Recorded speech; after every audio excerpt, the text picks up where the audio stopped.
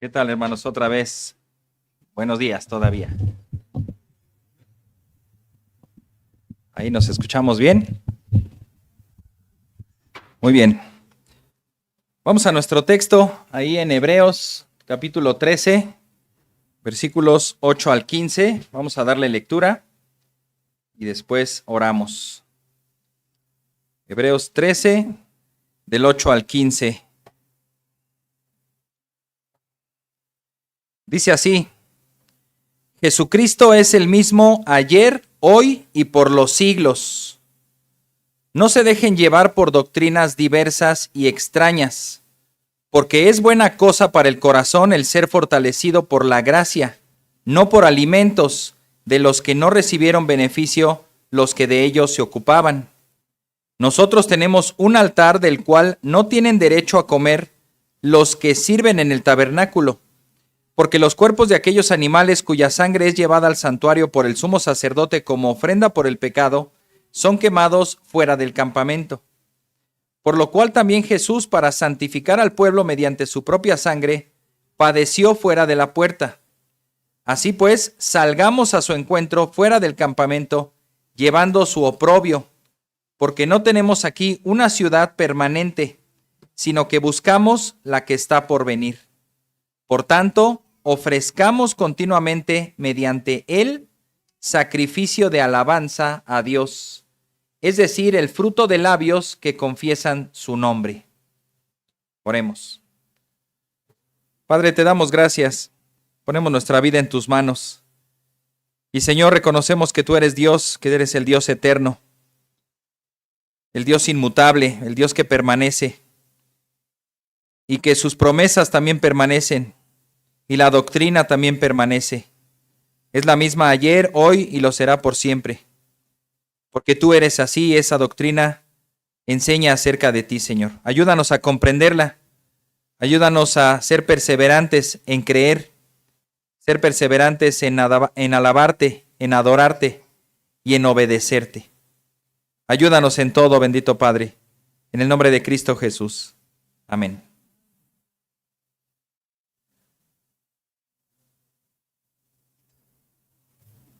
Muy bien, tenemos como una breve introducción una frase que seguramente la han escuchado, ¿verdad? Dime con quién andas y te diré quién eres. Justo hemos estado viendo en este texto de Hebreos, ya soltaron el bolo por acá.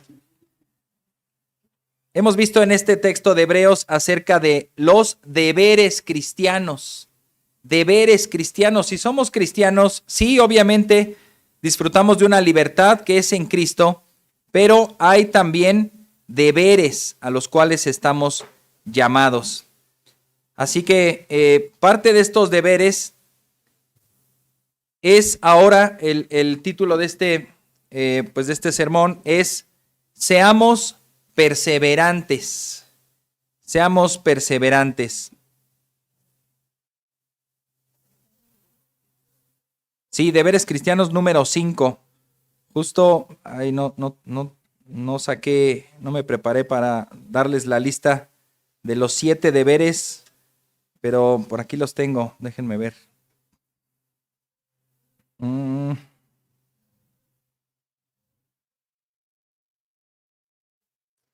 Bueno, yo creo que aquí está. Para, si nos van siguiendo la secuencia, este capítulo 13 de Hebreos lo bosquejamos en 7 predicaciones. Son las que hemos estado llevando y vamos en la número 5. La primera fue de los deberes cristianos número 1, sean amorosos, hospitalarios y compasivos. Sean amorosos, hospitalarios y compasivos, que hasta memorizamos un versículo, ¿verdad? Hebreos 13:1, a ver quién me lo dice. ¿Ya se nos olvidó? Permanezca, solo son 4 palabras. Muy bien, permanezca el amor fraternal, ahí está. El deber cristiano número 2, bueno, ese es basado en el versículo 1 al 3 y también el 16. El número 2 es sean los matrimonios honrosos, y si se fijan, toda la secuencia es de sean, son deberes cristianos que los cristianos debemos ser, sean amorosos, hospitalarios y compasivos. Número 2, sean los matrimonios honrosos. Y hablamos acerca de lo santo que es la institución del matrimonio y cómo el mundo quiere destruir, haciéndolo ver como malo. A lo malo le llaman bueno y a lo bueno malo, ¿verdad? El número 3, el número 2 es basado en el versículo 4. El deber cristiano número 3 es sean sin avaricia, basado en los versículos 5 y 6. Y la pasada predicación, que fue el 4, es sean como sus pastores. Veíamos ahí acerca de imitar su fe, examinar su conducta y pues obedecer sus instrucciones. El día de hoy sean perseverantes. Estamos tomando versículos del 8 al 15. La próxima semana, todavía es la Semana Santa. No, próximo domingo es un domingo especial.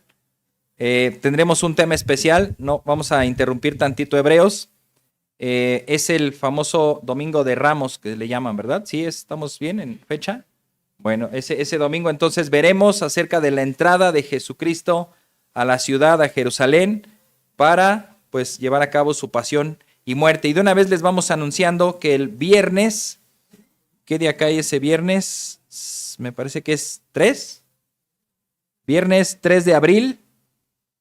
Sí, viernes 3 de abril. Tendremos un culto especial aquí a las 12 del día. Bueno, les confirmamos si es 12 o 12:30, pero a partir de las 12, como ya lo hemos hecho en otras ocasiones. ¿Quién ha estado en otros cultos de viernes de crucifixión? Sí, varios, ¿verdad? Bueno, entonces ya saben cómo es la mecánica. Llegamos, hay una predicación especial y también nos quedamos a compartir los alimentos ese día viernes de crucifixión, recordando pues esa fecha memorable, ese acto trascendental para los cristianos, ¿verdad? La muerte de nuestro Señor. Y el domingo 5 de abril, también tenemos predicación especial sobre la resurrección de Cristo. Siempre he tenido ganas de hacerlo a las 6 de la mañana, pero lo he visto en otras iglesias, he asistido a esas otras iglesias y siempre he tenido las ganas. A ver si nos animamos, les avisamos, ¿no? Van a decir por Zoom.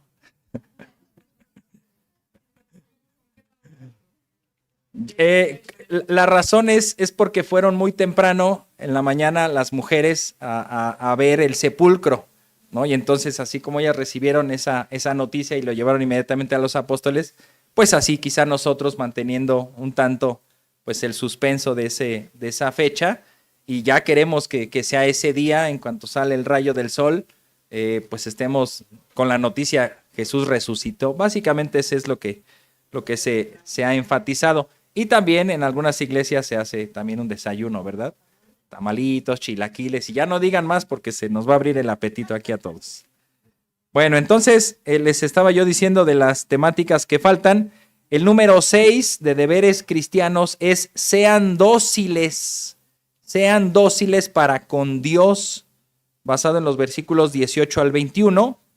Y la última predicación de Hebreos que tendremos es la número 7, deberes cristianos 7, sean receptivos. Y también ahí daremos las palabras de despedida y conclusión de esta carta, que también muchos consideran que es un sermón. Bueno, entonces ya con eso pues empezaremos a sentir nostalgia, porque Hebreos ya se acabó casi, ¿verdad? Pero entonces regresábamos a nuestro sermón de hoy. La frase: dime con quién andas y te diré quién eres. Esto recordando la predicación anterior acerca de imitar la fe. Sí, hablaba acerca de nuestros guías. La palabra que aparece ahí es guías.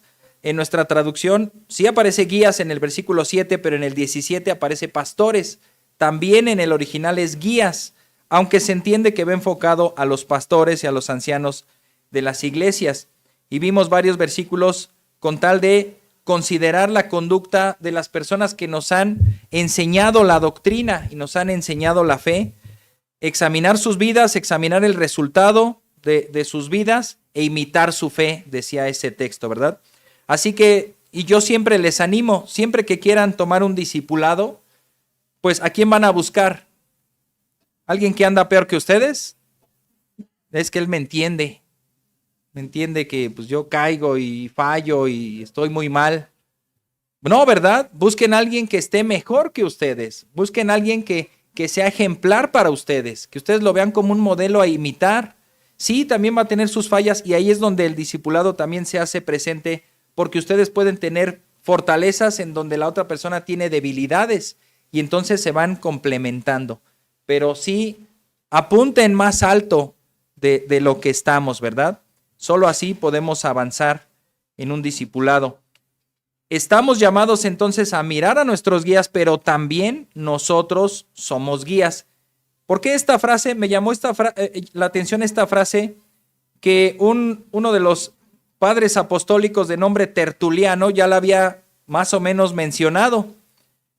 Dice así: de la naturaleza de su conducta, ya tenemos la presentación, muy bien, de la naturaleza de su conducta puede ser estimada la calidad de su fe. Si se nos llama a imitar la fe, también se nos llama a observar la conducta. Por lo tanto, aquí este autor Tertuliano está diciendo, según la naturaleza de su conducta, puede ser estimada la calidad de su fe. A través de su disciplina podemos tener una señal de su doctrina. ¿Ustedes creen que es importante la doctrina bíblica? ¿Cuántos años han pasado estudiándola?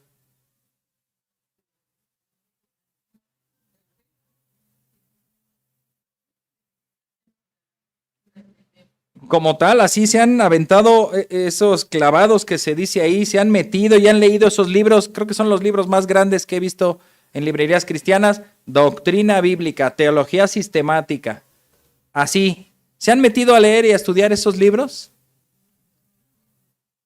¿Han profundizado en esos conceptos? A veces solamente escuchamos la palabra, ¿verdad? Redención, regeneración. Podrían, como dice algún hermano, podrían decirles, ¿verdad? Las palabras más temidas para los estudiantes es: saquen una hoja en blanco y pónganle su nombre, ¿verdad? Podríamos hacer eso hoy. A ver, saquen una hoja, pónganle su nombre y escríbanme todos los atributos de Dios que se sepan. Hagan una lista. Ok, ya hicieron una lista, ahora defínanlos. Y escriban media página de cada uno de ellos y citando versículos. ¿Lo podríamos hacer? Probablemente sí, probablemente no, probablemente nos quedemos cortos. Hermanos, la doctrina es sumamente importante, pero la doctrina también resulta que es la menos estudiada. A veces decimos, hermano, no me enseñes doctrina, yo lo que quiero que me digas es, pues, ¿cómo resuelvo mis problemas en mi matrimonio? ¿La doctrina de qué me va a servir? ¿Qué le voy a decir a mi pareja? Los atributos de Dios, hazte para atrás. No me avientes el sartén. ¿Qué le vas a decir? Pero en verdad yo les puedo asegurar que la doctrina transforma sus vidas de una manera que no lo hace cualquier otra cosa. Muchas veces buscamos, y ahí estamos en el internet, buscando predicaciones que nos ayuden con cierto problema que tenemos, con cierta duda que tenemos, y tal vez lo resuelva. Tal vez el predicador o el autor o el que veas ahí te va a decir, mira, pues la Biblia no habla de esto, así que te doy mi opinión. Bueno, a ver, quiero escucharla. Y empieza a decir cualquier cosa. Oye, sí, está buena su opinión. Pues sí, es algo que yo puedo hacer, es algo que se me facilita. Es más, es algo que hasta me conviene. Me caso con la frase o la conclusión a la que llegó este influencer, ¿no? Este youtuber o este maestro que esté por ahí. Me encantó su conclusión, pero cuando en verdad te metes a estudiar la doctrina, vas a encontrar que todo encuentra solución en la doctrina. La doctrina son esos principios que Dios nos ha dejado acerca de la naturaleza misma de Dios, la naturaleza misma del hombre, el cómo ser salvos y todas las cosas que operan en ese camino entre que nacemos y morimos. Todo está cimentado, o todo tiene una razón de ser según la doctrina bíblica. Algunos han llegado a decir también, Dime qué alabanzas cantan en tu iglesia y te diré cuál es su doctrina. Nos gustan las alabanzas muy rítmicas, aunque no sepamos ni qué dice. Nos gustan las frases, tú puedes, eres un campeón y Dios te ama y nada más. Y no vamos a la doctrina bíblica. No nos gustan esos himnos que nos mencionan que somos pecadores, que necesitamos de Cristo. Nos damos cuenta entonces que tal vez nuestros ejemplos han sido equivocados y hoy en este pasaje veremos que el autor de Hebreos nos llama a perseverar y a ver a Jesucristo como el Dios verdadero y Dios eterno, inmutable, también que es uno de sus atributos. Yo les podría decir, ¿quieres cambiar? ¿Quieres que tu vida cambie? Estudia la doctrina, medita en la doctrina y vive la doctrina. Solo así tu corazón será moldeado para vivir con convicción en la doctrina de Jesucristo. Vayamos pues al punto número 1, que está basado en el versículo 8. Dice, hemos titulado el punto 1, perseveremos como Jesucristo. El título global es seamos perseverantes. Bueno, si la semana pasada decíamos imitemos a los pastores, a los que hayamos considerado su conducta y sea digna de imitar su fe, imitémoslos, pero tenemos al mejor modelo, a Jesucristo. Dice el versículo 8, Jesucristo es el mismo ayer, hoy y por los siglos. Y hay una ilustración que ahí trae el versículo. Si pueden pasar a la siguiente diapositiva, por favor. Ahí está el versículo con letras chiquitas, pero sí lo dice. Jesucristo es el mismo ayer y hoy y por los siglos. Y nos deja ver que hay una cruz, como si extendiera los brazos el Señor y se extendiera al principio del tiempo y se va al fin de los tiempos. Jesucristo es el mismo. Entonces, si vamos a perseverar como Jesucristo, pues este es un llamado muy alto. Esta expresión es una clara demostración de la esencia misma de Jesucristo. Él es Dios Hijo. Cuando a veces se dice el Hijo de Dios, podemos confundir o podemos quedarnos con la idea de, bueno, es el Hijo. No es el Padre, es el Hijo, entonces es menos que el Padre. En las mitologías, casi todas las mitologías hablan sobre los hijos de los dioses, ¿verdad? Pero no son considerados dioses, son considerados más que humanos, pero no igual que un dios, ¿verdad?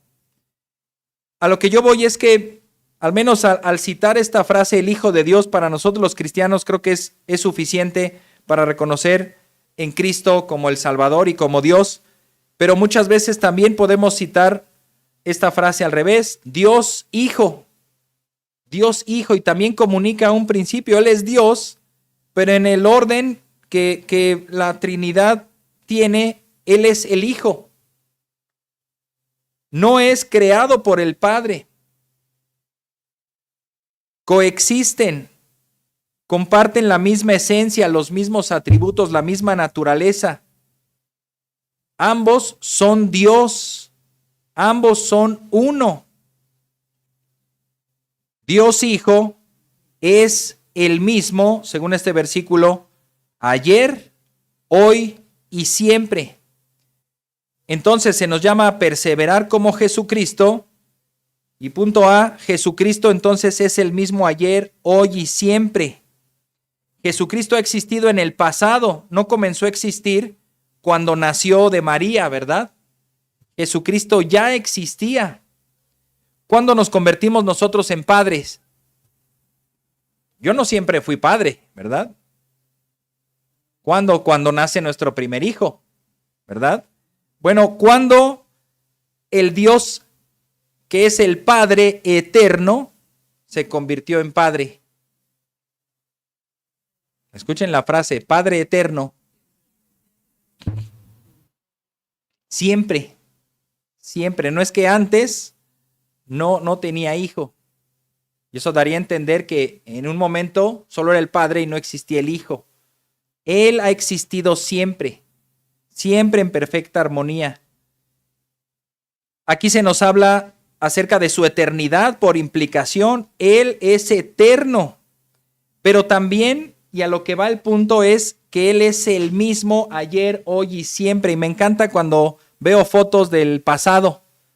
Me encanta ver a mis niños chiquitos, me encanta ver a mi esposa y a mí cuando éramos más jóvenes de lo que estamos, ¿verdad? Me encanta ver a mis hermanos, a mis primos, a mis tíos, a mis padres, personas, ¿verdad? En el transcurso del tiempo, y cuando los ves hoy, ¿qué pasa? ¿Hay cambios? A veces, ¿verdad? Hay personas que en verdad son igualitos casi toda su vida, ¿no? Pero obviamente hay cambios, ¿no? Cristo no experimenta este cambio. Y esto se puede referir a algunas situaciones. Número uno, podríamos pensar que Jesucristo no cambia en cuanto a su esencia y naturaleza. No es que Él es Dios y ahora es hombre, ¿no? Porque fue engendrado, entonces ahora ya no es Dios, ya es hombre. No, Él es Dios y es hombre.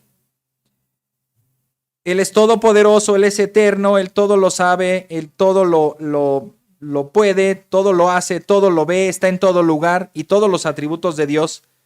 Desde siempre, Él no ha cambiado en cuanto a su esencia y su naturaleza, y jamás cambiará en cuanto a eso. Si Él llegara a cambiar, entonces estamos perdidos. Si Él dejara de ser Dios en algún momento, hermanos, no tendríamos esperanza. Ninguna. Pero tenemos entonces la seguridad de que Él no cambiará. También podemos pensar que no cambia en cuanto a sus planes y propósitos. Él no es como nosotros, ¿verdad? Hoy sí, mañana quién sabe. No, sí, cuenta conmigo dentro de 8 días, ya, fírmalo, ahí voy a estar. Y un día antes, a la mera hora, híjole, no voy a poder. ¿Verdad? O no quiero ir, ya no, antes sí quería, pero ahora ya no quiero. Cambiamos. Cristo no. Sus planes y sus propósitos, sus promesas no cambian. Y también puede referirse a un estado tanto físico como anímico o espiritual, es decir, no envejecer, no verse desgastado o disminuido por el paso del tiempo. También, en cuanto a lo anímico, dejar de ser amoroso. A lo mejor Cristo amaba más a las personas antes y ahora ya no tanto. ¿Será? No, ¿verdad? Su misericordia, es que antes tenía más misericordia, sanó a los leprosos y hoy pues no me quita ni la gripa, ¿no? No es así, no es así. El Señor es siempre en el mismo nivel, su amor, su misericordia, su justicia. Él no cambia tampoco en cuanto a lo que Él disfruta o Él aborrece. Él se agrada de la justicia y aborrece el pecado. ¿Y eso cómo va a ser? Siempre. Estaba escuchando una meditación del hermano Sproul y dice que escuchó un artículo escrito por un ¿cómo se llama? Un obispo anglicano hace muchos años, en donde él consideraba que la música iba a hacer que las personas perdieran su conciencia, que los iba a inducir al mal. Pero decimos, bueno, si lo dice hoy, decimos tiene toda la razón, ¿verdad? Pero eso lo dijo hace como 400 años. ¿Y saben qué es lo que le escandalizaba a él? El vals. El vals.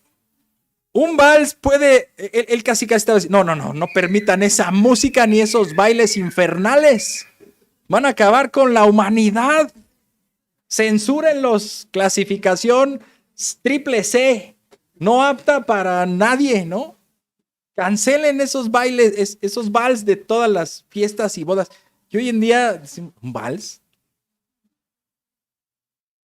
Nuestra discernimiento, nuestra conciencia ha cambiado. Los himnos que hoy hasta a algunos les parecen anticuados y hay esos vejestorios de himnos o esas canciones, en su momento fueron un verdadero escándalo, como si hoy cantáramos reggaetón en las iglesias, imagínense.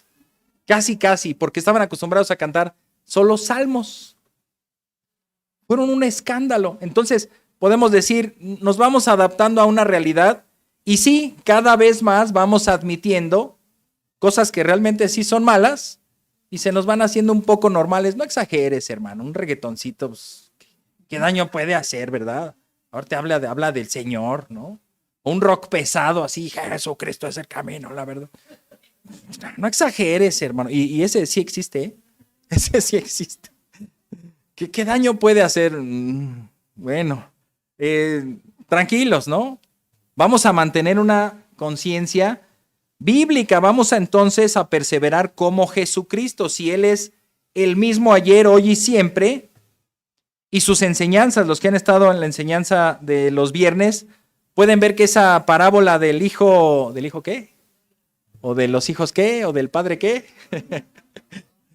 La parábola del padre amoroso, ¿verdad? O de los hijos perdidos, se aplica perfectamente al día de hoy. Y la enseñanza que dio Cristo hace 2000 años, en verdad que es la misma para hoy. Porque la condición de las personas también sigue siendo la misma.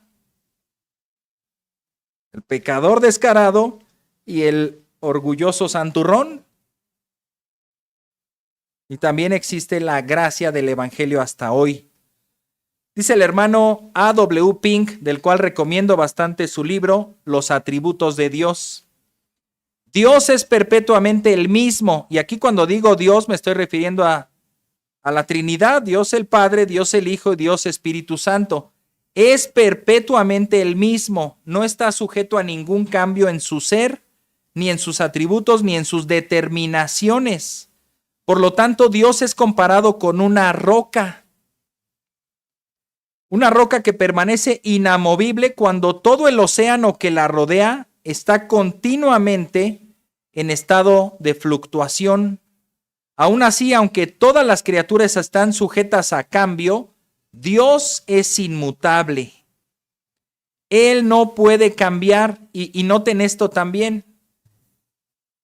Porque podemos decir, no va a cambiar para mal, pero ¿cambiará para mejor? ¿Dios podrá cambiar para bien? ¿Podrá mejorar? ¿Cómo mejoras algo perfecto? Si mejora, significa que entonces no era perfecto. Él no puede cambiar para mejor porque ya es perfecto, y siendo perfecto no puede cambiar para peor, si no, tampoco sería perfecto. Dios no está afectado por nada fuera de sí mismo en ninguna manera. Ni la mejora ni el deterioro es posible en Él. Él es perpetuamente igual. Hasta ahí la cita. Y este texto resulta interesante. Bueno, pero estaba hablando de cómo debemos ser los cristianos, amarnos fraternalmente, no se olviden de la hospitalidad, visiten a los presos, a los maltratados, que los matrimonios tengan ese lugar de honra y de santidad, que ustedes no busquen la avaricia, ¿verdad? El Señor no los dejará ni los desamparará. Observen a sus guías, síganlos, imiten su fe, imiten su conducta. Y aquí parece que es un parteaguas. Jesucristo es el mismo ayer, hoy y por los siglos. Este texto viene inmediatamente ahí para que los creyentes imitemos entonces la perseverancia de Jesucristo. Algunos pastores, como dice el versículo 7, ya habían muerto, ya no estaban, entonces había que considerar lo que enseñaron y el resultado de su fe. Otros que estaban vivos podían seguir enseñando, pero como nosotros sí cambiamos, podemos decir, híjole, ese pastor o ese líder o ese que enseña, pues ya no es tan recomendable como antes, porque ha cambiado su enseñanza, ha cambiado su doctrina o ha cambiado su conducta. Entonces, ¿sabes qué? Pues hasta aquí. Pero Jesucristo viene a tomar ese lugar, supliendo las fallas que cualquier hombre pueda tener. Tampoco quedémonos con esa añoranza, ¿verdad? De que solo en el pasado había hombres fieles. Solo en el pasado Dios utilizaba instrumentos humanos para hacer su voluntad. Y hoy en día, no, ya no. Ya nosotros somos de papel, somos de relleno para que se acabe de cumplir la historia. Ya Dios no va a hacer nada con nosotros. No se va a levantar nunca más un Moisés. Bueno, eso dice la Escritura, ¿verdad? Pero un Josué, de ese no dice nada. Tal vez sí, ¿verdad? Y justo lo estamos viendo. ¿Y cuál es el estímulo para Josué? No temas. Sé fuerte, sé valiente. Cumple todo lo que Dios te ordena. Yo estaré contigo, no te dejaré ni te desampararé. ¿Y eso fue real para Josué y puede ser real para nosotros? Totalmente. Si solo pensamos que en el pasado hubo hombres dignos de considerar imitarlos, porque solamente ellos, yo he conocido personas que dicen, no, solo el apóstol Pablo y no me hables de ningún otro. Oye, pero mira, tal misionero, tal pastor, no le llega ni a los talones a Pablo. Bueno, entonces estamos realzando al hombre, pero Dios es el que hizo a Pablo ese instrumento en sus manos. ¿No lo puede hacer Dios hoy? Sí. Entonces ahí estaremos exaltando no a los hombres de ahora. No, es que los hombres de ahora son mejores que ese Pablo. Otra vez caemos en el error de exaltar a los hombres. Es Cristo, Él es el mismo ayer, hoy y por siempre. Y así como llamó a Saulo de Tarso y lo hizo un predicador del evangelio en toda la región, que se calcula que él evangelizó cerca de 20 millones de personas. Él puede utilizar hoy a una persona para evangelizar, ahora quizá por miles de millones de personas. Estaba leyendo que hay un grupo que se llama los Gedeones, seguramente han escuchado hablar de ellos, o a lo mejor hasta tienen un Nuevo Testamento de ellos, chiquito. Se dedican a repartir Nuevos Testamentos. ¿Saben cuántos han repartido?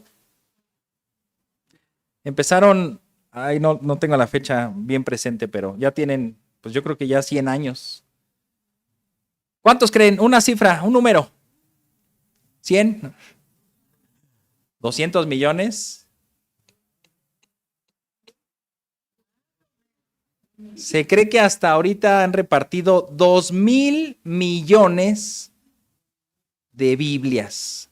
Hay 8,000 millones de personas en el mundo, así que la tarea todavía falta, ¿verdad?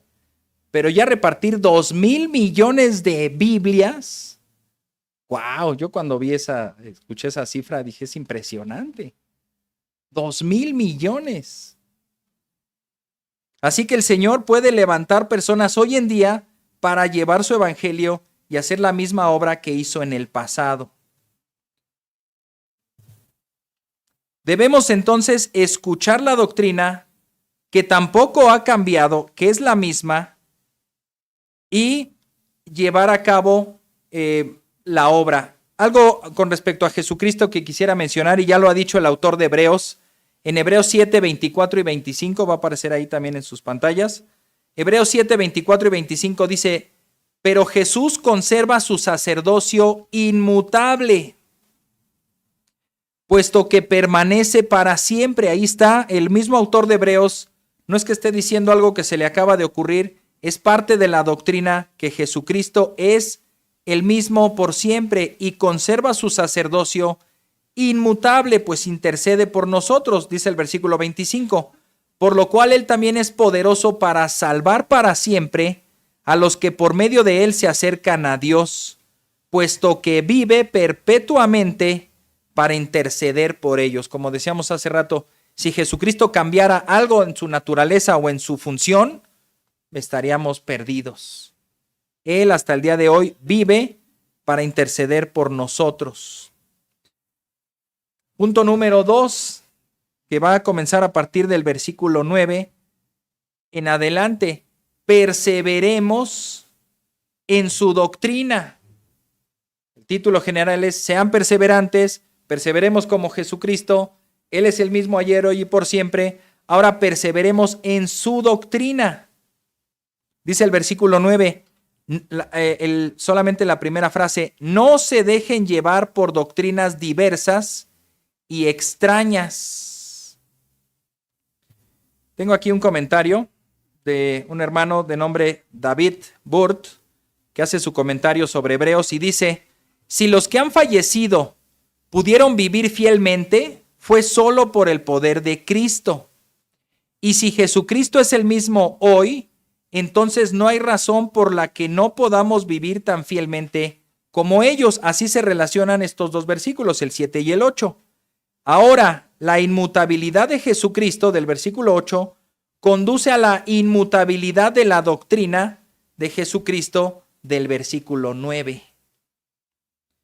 Si Él es el mismo por los siglos, no debemos dejarnos llevar por doctrinas extrañas o incluso podríamos añadirle novedosas, porque Él es el mismo, Él no necesita una actualización como luego nos piden nuestros teléfonos, ¿verdad? Actualiza la aplicación, si no ya no la puedes usar. Actualiza al Señor Jesucristo, porque ya no cabe en este mundo, hay que actualizarlo, ¿verdad? Tenemos que ser tolerantes de todos los pecados inimaginables que ahora la humanidad tiene, pues hay que tolerarlos. Actualiza, Señor Jesucristo, versión 2.0. No, Él sigue siendo el mismo y su doctrina sigue siendo la misma. Porque Él no cambia, su doctrina tampoco.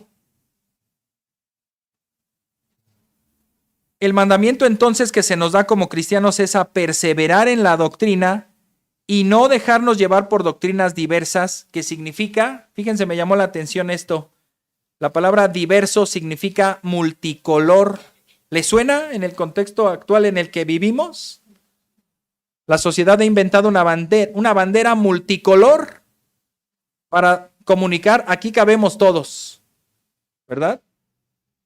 Bueno, el Señor Jesús también está diciendo, el autor de Hebreos, no se dejen llevar por doctrinas multicolores o doctrinas diversas que dan cabida a que todos caben aquí. Escuché una vez una frase que decía: Jesucristo cabe en todas partes, pero no todos caben en Jesucristo. Todo mundo va a querer agarrar a Jesucristo como de estandarte y lo pueden poner. Mira, Jesucristo es amigo de pecadores, de prostitutas, de los cobradores de impuestos, come con ellos, se sienta con ellos, tiene misericordia de ellos, les enseña. Cuando tenía que ordenar que apedrearan a la mujer adúltera, Él dijo, no la condeno, ahí está. Entonces es su amigo. Entonces Él tolera toda esa clase de pecados, ¿verdad que no es así?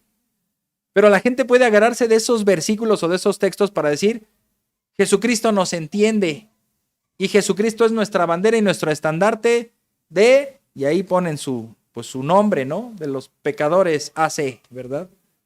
En nombre de Cristo. Wow. Pero Jesucristo dijo, yo soy el camino, yo soy la verdad y yo soy la vida. Nadie viene al Padre si no es por mí. Y lo dijo bien claro también a los fariseos, si su justicia no es mayor que la de los escribas y fariseos, no podrán entrar al reino de los cielos. No todo el que me dice Señor, Señor entrará en el reino de los cielos. ¿Qué personaje más radical en la historia? Más exclusivo. La frase antigua de todos los caminos llevan a Roma, ¿saben por qué se dice? Porque los romanos diseñaron los caminos y empezaron por Roma.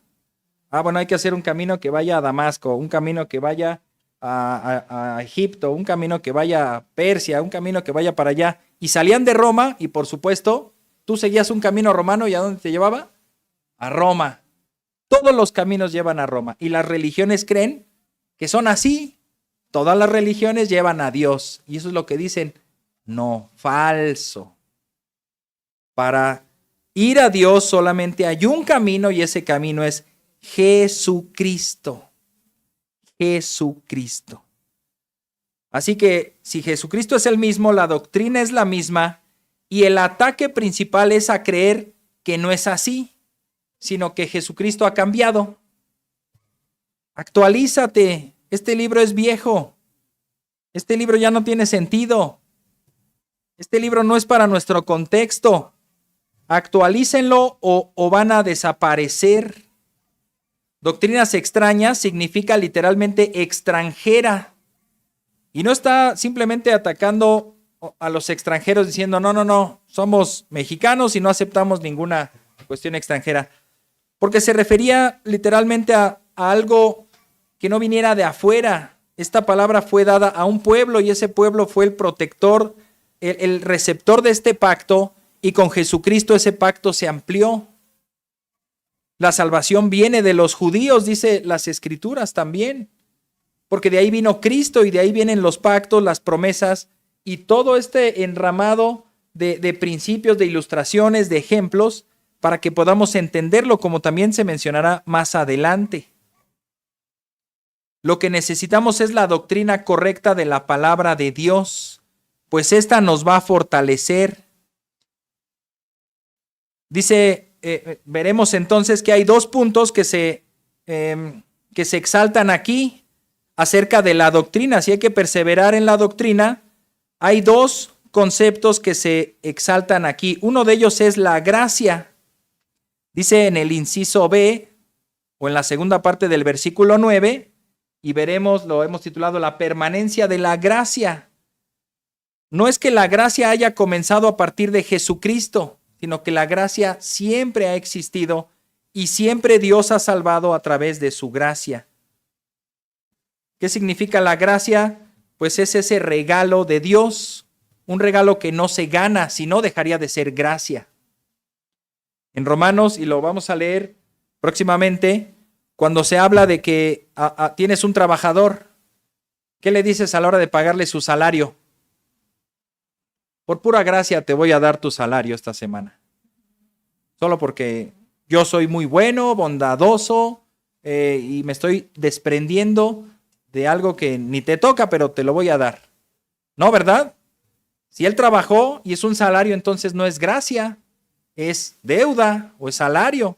Págale, porque él trabajó, págale. La gracia es entonces para aquel que no trabajó y le quieres dar algo. Oye, ¿pero por qué? Que en cierto momento llegamos a examinar, ¿verdad? Que prácticamente nos cuesta tanto trabajo entender la gracia de Dios porque nosotros no hacemos nada de pura gracia. Alguien le da un regalo a alguien más. ¿Por qué? Porque es Día de las Madres, porque cumplió años, porque es Año Nuevo, porque es Navidad. No el de porque quiere hacerlo, bueno, incluso porque quiere hacerlo, ¿por qué? Porque es mi amigo, porque es mi amiga, porque lo aprecio, porque me ha regalado muchas cosas y ya me toca a mí, ¿verdad? Porque, pero así que te nazca darle un regalo a alguien que ni conoces, de la nada, aquí espontáneamente dices, se lo voy a dar, o también, ¿por qué se lo das? Pues porque tiene hambre, porque tiene necesidad. Tienes una razón, entonces no es por gracia, porque me lo está pidiendo, ¿verdad? ¿Te fijas cómo es casi imposible visualizar algo que podamos hacer por gracia? Pero Dios ha hecho las cosas por gracia, porque aún no existíamos y Él nos amó. Aún no existíamos, no nos creaba, y Él, dice la Escritura, que ya había entregado a su Hijo para sacrificarse por los pecadores. Leemos entonces a partir del versículo 9, segunda parte, porque es buena cosa para el corazón el ser fortalecidos por la gracia. Y ahí empieza a describir una situación en la cual sí está opuesta. Notemos así a grandes rasgos, dice, no por alimentos de los que no recibieron beneficio, los que de ellos se ocupaban. Estos son los que ofrecían un sacrificio y también comían de ese sacrificio. Dice, nosotros nos beneficia más la gracia. Además, eso de los sacrificios claramente se lo está diciendo una comunidad judía que todavía tenía esa duda de si llevar o no sacrificios al templo. Y el autor se ha dedicado por decir en toda la carta, Jesucristo es superior, su sacrificio fue mejor, Él ya lo efectuó, ya lo hizo. Nuestro pecado es perdonado no con la sangre de animales, sino con la sangre de Cristo. Así que Él está haciendo aquí un contraste diciendo, ya nada de eso es necesario ni es bueno para nosotros. Versículo 10, nosotros tenemos un altar del cual no tienen derecho a comer los que sirven en el tabernáculo. Ahí había un altar que era el templo, iban, ofrecían su sacrificio y también le daban a los sacerdotes y ellos lo comían. Pero ahora ellos tenían, o nosotros podemos decir, tenemos un altar. ¿Cuál? Bueno, y es algo complicado, pero hay que entender quizá lo que quiere decir. Un altar es donde se sacrificaba el animal, se derramaba esa sangre y se presentaba ante Dios. ¿Cuál fue, porque ya no hay uno ahorita, cuál fue el altar utilizado por Cristo una vez y para siempre, donde se ofreció él mismo, derramó su sangre y se presentó ante Dios? La cruz, la cruz. Y nosotros no vamos cada 8 días, vente, vamos a la cruz. Señor Jesús, baja un ratito, a ver, permíteme tu mano. No, no lo matamos otra vez, y eso también es una enseñanza errónea. No debemos de sacrificar nuevamente a Cristo. Cuando tomamos y participamos de la acción de la Santa Cena, nosotros no creemos en la transubstanciación. ¿Qué es eso? El sacerdote católico hace una oración especial en donde él, por medio de esa oración, trae a la persona de Cristo y lo transforma en el pan y en el vino que están ellos tomando en ese momento. Bueno, esa es la creencia, ¿verdad? ¿Quién de nosotros puede hacer semejante cosa? Y además lo que ellos están haciendo pues es, bueno, el sacrificio de hace 2000 años, pues pagó los pecados de hace 2000 años. Necesitamos un sacrificio hoy, entonces hagamos un sacrificio hoy. Matemos a Cristo de nueva cuenta. Comamos, tengamos ese beneficio. Dice, no, ese beneficio ya no es para nosotros. Ni ellos pueden participar de este altar. ¿Cómo participar de este altar? Si Jesucristo ya murió. Exactamente, con uno solo y para siempre. Ya no es necesario otro. Versículo 11. Porque los cuerpos de aquellos animales cuya sangre es llevada al santuario por el sumo sacerdote como ofrenda por el pecado, son quemados fuera del campamento. Bueno, sí, es una explicación de cómo se hacía. Versículo 12, por lo cual también Jesús, en similitud a lo que hacían estos sacerdotes, para santificar al pueblo mediante su propia sangre, padeció fuera de la puerta, fuera del templo. A él no lo crucificaron en el templo, fue afuera, fue en el monte del Calvario, ¿verdad? En el Gólgota. El autor parecería que toma una serie de asuntos un poco extraños para nosotros porque tienen que ver con estas costumbres de la ley y los sacrificios, pero lo que busca hacer es que ninguna comida, ningún ritual es necesario para nosotros como creyentes, pues ya tenemos a Jesucristo. Su doctrina y su gracia, eso es todo lo que necesitamos. Pablo también lo dice al respecto en Romanos 14:17. Porque el reino de Dios no es comida ni bebida, sino justicia y paz y gozo en el Espíritu Santo.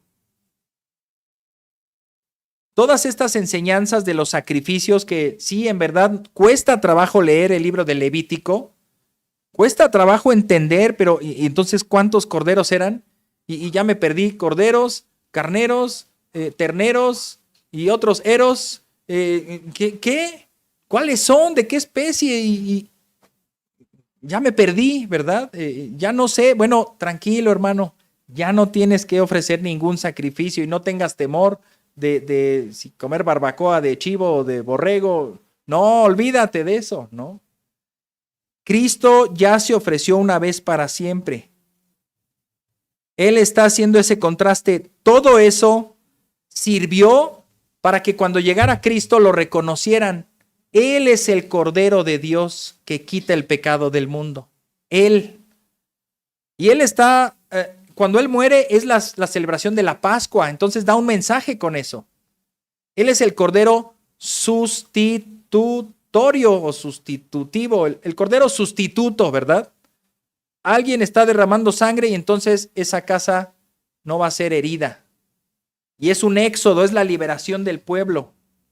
Pero también él lo que está representando es el día de la expiación que se celebra más o menos en octubre. Bueno, ¿por qué el Señor no murió en octubre? Se eligió esta fecha para simbolizar lo de la Pascua, pero también simboliza lo de la expiación. El Cordero se le fueron cargados los pecados. Los niños están memorizando ese versículo, Isaías 53, 4 y 5. Ciertamente Él llevó nuestros pecados, llevó nuestras enfermedades, nuestros dolores, nuestras transgresiones, nuestras iniquidades. Afligido y fue quebrantado, ¿verdad? Por nosotros. Así que eso es claramente el día de la expiación. El Yom Kippur. Yom Kippur significa literalmente así, Yom, día, Kippur, expiación. El día de la expiación en donde todos los pecados de todo el pueblo estaban siendo depositados en ese cordero. Uno era muerto y otro era echado al desierto. Acá se cumplen ambos en Cristo. Uno moría y derramaba su sangre para cubrir el altar, y el otro cargaba los pecados y salía y era muerto allá. Bueno, Cristo hizo las dos cosas. Toda esa enseñanza nos sirvió para reconocer que en Cristo está nuestra salvación, y nuestro altar no es uno al que podamos regresar una y otra vez. Ese altar, como ya lo mencionamos, es la cruz. Jesucristo fue avergonzado fuera de la ciudad para nuestra santificación, como dice ahí el versículo 12, para santificar al pueblo. Él padeció, Él fue insultado, fue avergonzado, fue vituperado. Y esta gracia que nos salva, para nosotros es gratis, pero tiene un costo muy alto. Ya lo decía nuestro hermano Luis Fernando hace un momento, hablando de Romanos 3. Esta gracia sí es gratis para nosotros, pero tiene un costo muy alto. Y ese costo tan alto es Cristo. Por lo tanto, el segundo concepto que se quiere enfatizar en la doctrina, uno es la gracia, el segundo es el sacrificio. Inciso B, la permanencia del sacrificio. Siempre Dios ha enseñado acerca del sacrificio. Desde Adán y Eva, Él los viste con pieles de animales. Tenemos que entender por implicación, ellos pecaron y Dios los está perdonando. ¿Por su gracia? Sí. ¿Y de dónde salió la piel de los animales? Pues de animales vivos, ¿no? Sacrificio, les tuvo que enseñar un sacrificio. Esto que hiciste fue pecado, y sí, ciertamente morirás y vas a ser alejado del huerto del Edén. Te va a tocar enfrentarte a espinos y cardos y el duro trabajo y el sudor de tu frente y el dolor en el parto. Pero alguien tiene que pagar por este pecado. Y simbólicamente ahí los animales, después sus hijos, ¿verdad? Caín y Abel se presentan ante Dios con un sacrificio. Cuando cada uno de nosotros nos presentamos ante Dios, lo hacemos también, y puede llamarse así, es un sacrificio. ¿Qué implica el sacrificio? Pues el que alguien tiene que pagar algo, o alguien tiene que morir en lugar de otro, o algo tienes que dejar a un lado para estar aquí. ¿Cuántos dejaron pendientes unas vacaciones en Acapulco, todo pagado por estar hoy aquí? Nadie, no, entonces no están sacrificando nada, hermanos. No les cuesta nada venir aquí. Cuando los antiguos, los patriarcas se presentaban delante de Dios, hacían un altar y ofrecían culto, ofrecían sacrificio. Le daban algo a Dios e invocaban su nombre. Nosotros entonces vemos que ese sacrificio ha estado presente siempre. Es la doctrina del sacrificio. Esto es el alto costo que tiene la salvación. Y así como Cristo se sacrificó por nosotros, ahora el autor de Hebreos nos hace un llamado a nosotros. Versículos del 13 al 15. Dice así: así pues, salgamos a su encuentro fuera del campamento, llevando su oprobio. Si nosotros tenemos un altar diferente al de los judíos, el llamado aquí es salgamos del judaísmo. Y hoy, hermanos, nos llega también como anillo al dedo, porque hay doctrinas extrañas y diversas y extranjeras. El judaísmo otra vez quiere acapararnos No, eso que hacen ustedes está muy mal. ¿Cómo que le llaman Jesús? No es Jesús, es Yeshua. ¿Cómo que le dices Dios? A Dios ten más respeto.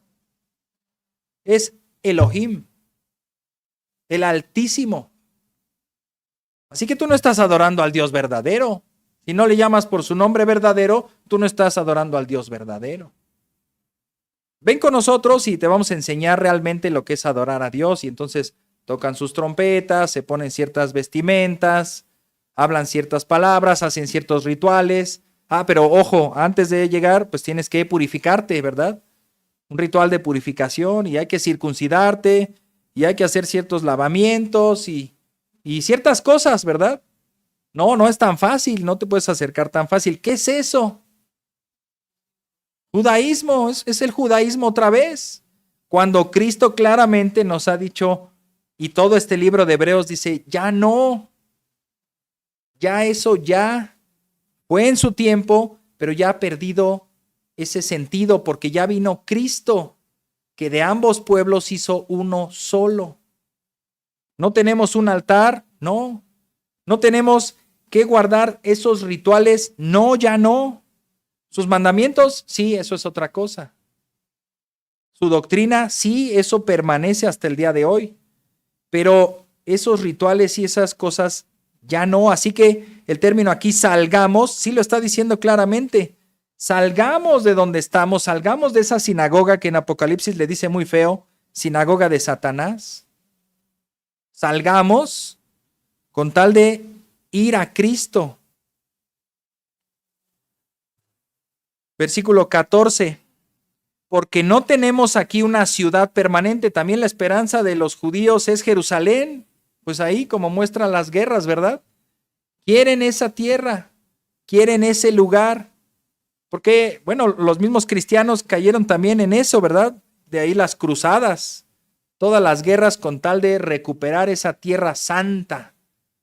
¿Para qué? ¿Que Dios solamente es Dios en ese lugar? ¿Hay mucho petróleo? No, ahí creo que no, alrededor sí, pero ahí no.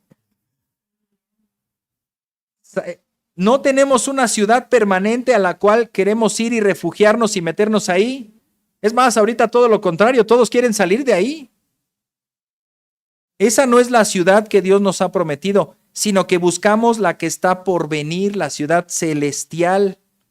Versículo 15, por tanto, y eso es lo que debemos hacer en este periodo entre que llega el reino de Dios y entre que vivimos en este mundo como peregrinos y extranjeros, por tanto, ofrezcamos continuamente mediante él sacrificio, pero ahora ¿de qué? De alabanza a Dios. Es decir, el fruto de labios que confiesan su nombre. Todo sacrificio apuntó a Cristo desde el principio. La ofrenda con la que se presentó Abel representa esa vida indestructible de Cristo. El cordero sustituto que Dios le dio a Abraham cuando iba a sacrificar a su hijo, claramente nos hace ver a Cristo ahí. El cordero de la expiación, ahí está Cristo. El cordero de la Pascua, ahí también esa sangre que se impregnaba en la casa, ahora está impregnada en nuestro corazón y su preciosa sangre nos salva.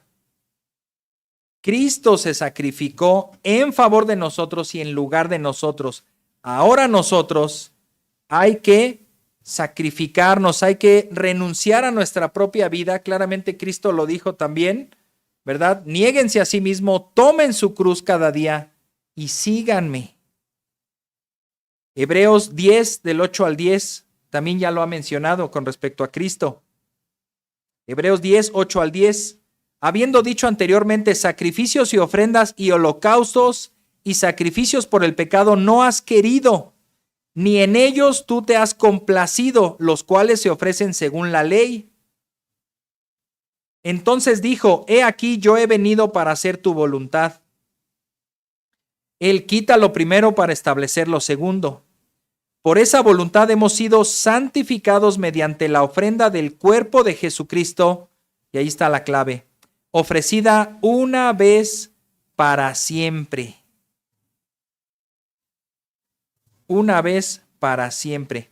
Ahora nosotros estamos llamados no a ofrecer sacrificios de animales ni de sangre para el perdón y limpieza de nuestros pecados, pero sí esos sacrificios de acción de gracias, esos sacrificios de paz, que lo dice también el libro de Levítico, ofrendas de paz. Oye, ¿sabes qué? Es que tuve una cosecha tan abundante que quiero venir y darle un poquito a Dios.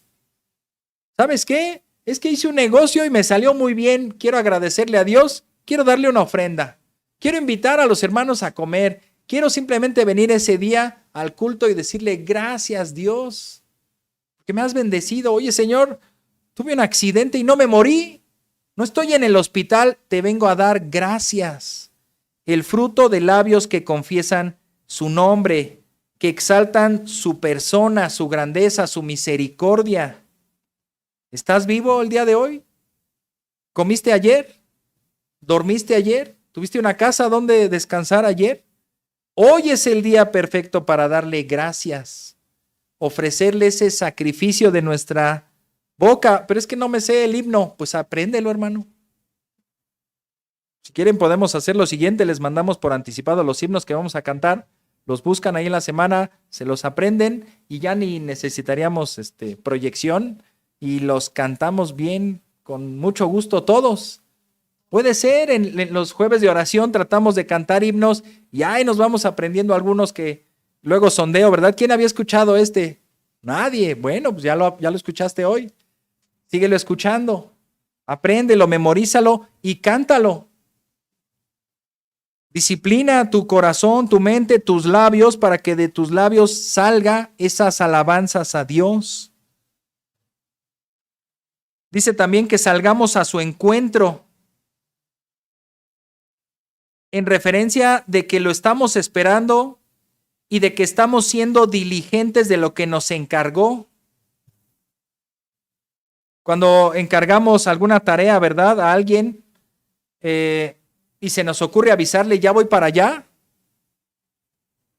¿Qué pasa con ese alguien o con nosotros mismos, no? Nos encargan algo y no hemos hecho pensando que van a demorar mucho y de repente, oye, ya voy de regreso, ya estoy. ¿Qué no ibas a llegar hasta en la noche? Sí, pero algo se canceló y ya voy de regreso.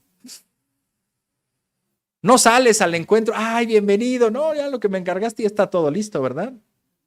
No, ni salimos, y es más, ya está tocando, ya llegué, hasta te avisé, espérame tantito, 15 minutos más, vete a dar una vuelta.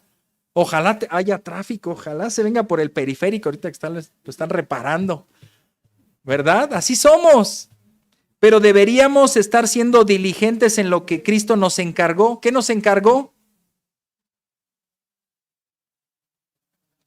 ¿Qué nos encargó Cristo? La gran comisión es una de ellas, ¿verdad? Debemos estar creciendo en fe, creciendo en conocimiento, creciendo al discipular a otros, al llevar su evangelio a otros. Así que esto nos debe de hacer un llamado de, mientras Él viene, yo quiero salir y esperarlo. Señor, ya ven, por favor. Hemos hecho todo lo que nos has pedido. Todo lo que nos has mandado, ya tienes que venir. ¿Verdad que no podemos hacer eso? Porque no hemos sido diligentes en llevar a cabo su mandato. Y empecemos por perseverar en la doctrina, por perseverar en el conocimiento, en la convicción, empezar a vivir conforme a su voluntad y empezaremos también a hacer lo que Él demanda de nosotros. Y un buen principio también es ofrecer continuamente sacrificio de alabanzas. También se nos advierte a que cuando hagamos eso, estaremos recibiendo el oprobio, esto es los insultos, las afrentas de parte de otro, y Jesucristo ya lo había dicho, Mateo 5, 11 y 12. Bienaventurados serán cuando los insulten y persigan y digan todo género de mal contra ustedes falsamente por causa de mí.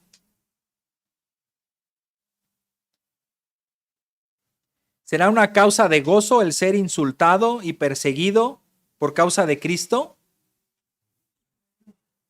Nadie lo anhela, ¿verdad? Pero que cuando nos pase, recordemos estas palabras y nos consideremos dichosos. 1000 veces dichosos, que es la palabra bienaventurado, porque Dios te escogió a ti para sufrir esta afrenta, este oprobio, estos insultos, claro, siempre y cuando sean mentiras, porque si son verdad, no aplica. A los cristianos del primer siglo los romanos los perseguían, ¿y saben cuál era su veredicto en los juicios? A los cristianos se les juzgaba de ser ateos. ¿Qué significa ateo? Que no tiene Dios, que es sin Dios. Ellos los juzgaban a los cristianos de que no tenían dioses, porque los romanos decían, ellos no adoran a nuestros dioses, ellos son ateos, ellos no creen en nuestros dioses. Y los juzgaban, oye, ¿crees en nuestros dioses? No, has firmado tu sentencia de muerte. Mátenlo, ¿qué otro testimonio necesitamos? Él ha dicho, no creo en sus dioses. Y morían considerados ateos. Por supuesto estaban mintiendo, porque ellos no eran ateos, ellos creían en un Dios, no en los dioses de los romanos. Entonces ellos eran bienaventurados, los insultaban, los perseguían y los mataban, diciendo toda clase de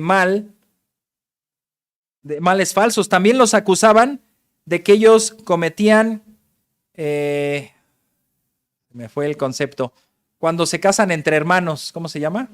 Incesto. Ellos cometen incesto. ¿Por qué? Es que el hermano Moisés se casó con la hermana Alejandra. Pero entiende, no son hermanos de sangre, son hermanos en la fe. Yo no sé, pero se dicen hermanos y eso está mal. ¿Se fijan? Cuando sea de nosotros, oye, es que me insultan y me juzgan y me persiguen. ¿Por qué? Pues dicen que soy mentiroso. ¿Lo eres?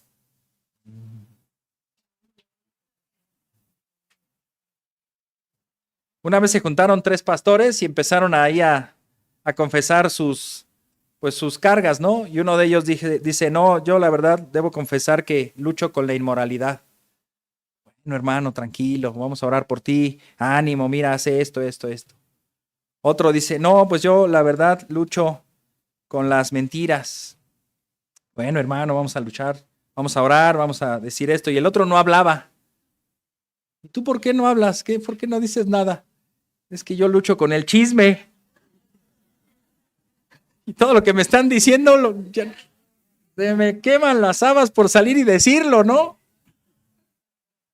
Entonces, si somos lo que nos acusan, no estamos siendo bienaventurados, estamos siendo juzgados justamente. Regocíjense y alégrense porque la recompensa de ustedes en los cielos es grande, porque así persiguieron a los profetas que fueron antes de ustedes.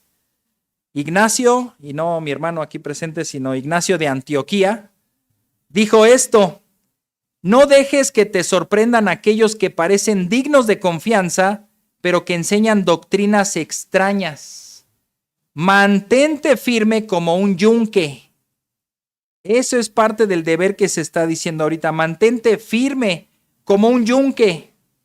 ¿Sí saben lo que es un yunque? Es una piedra o una pieza metálica ahí que sirve para, con un martillo, con un mazo, pegarle al instrumento que se está moldeando, o una espada o algo que se está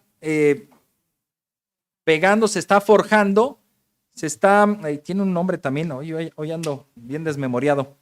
Se está templando, ya me acordé, se está templando, está el acero bien caliente, se pone ahí, se le pega, encuentra su temple y después se enfría y agarra más resistencia, más dureza.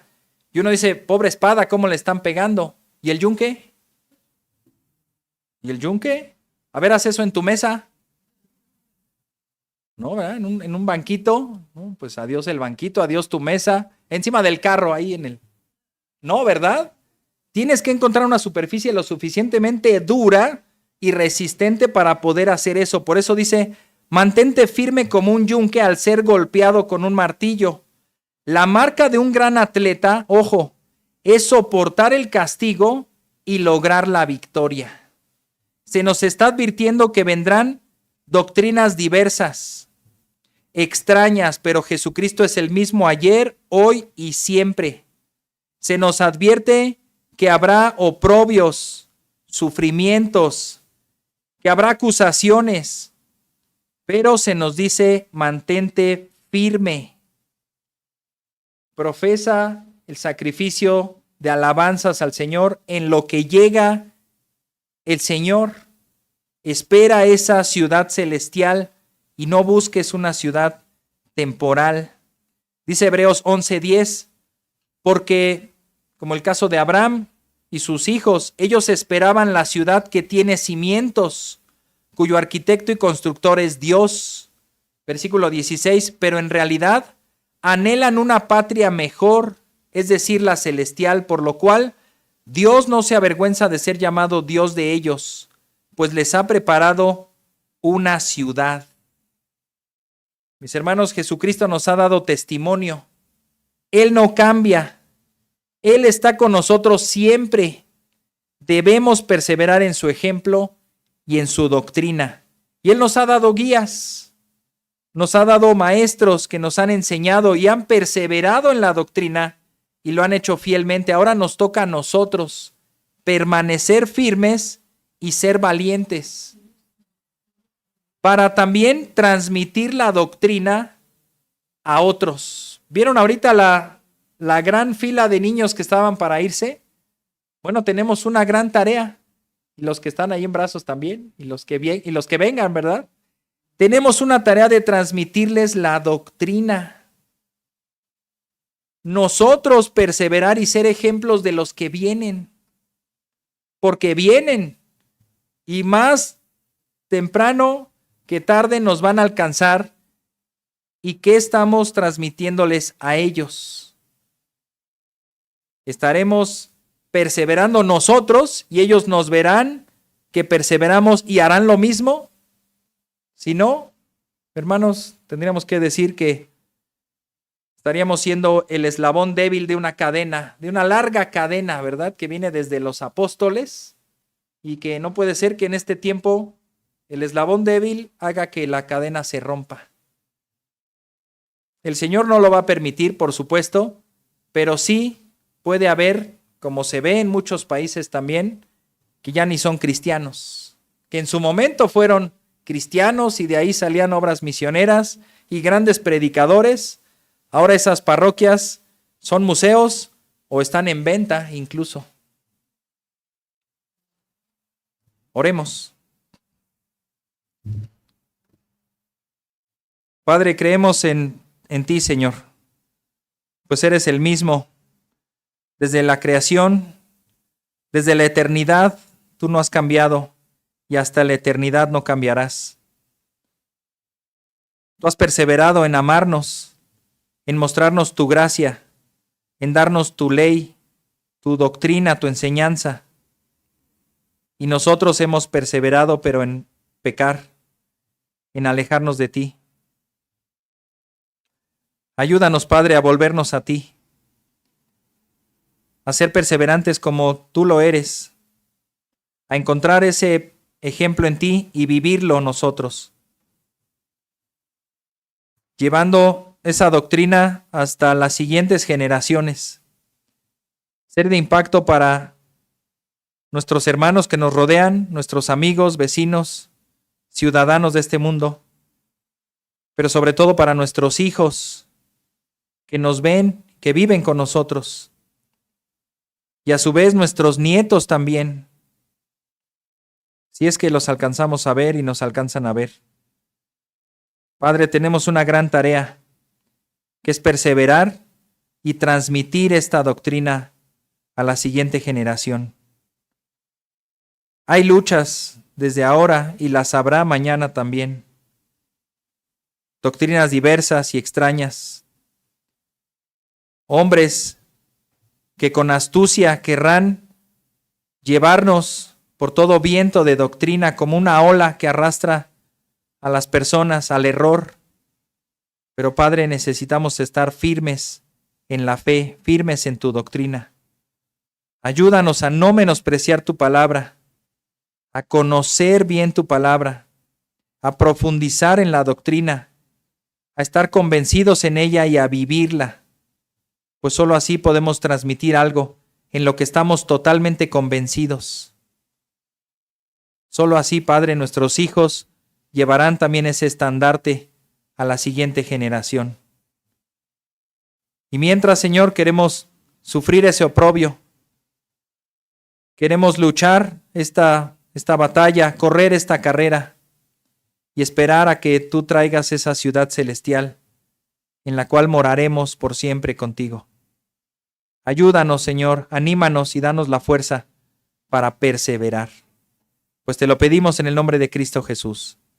Amén. Amén, hermanos. Pues este culto ha terminado.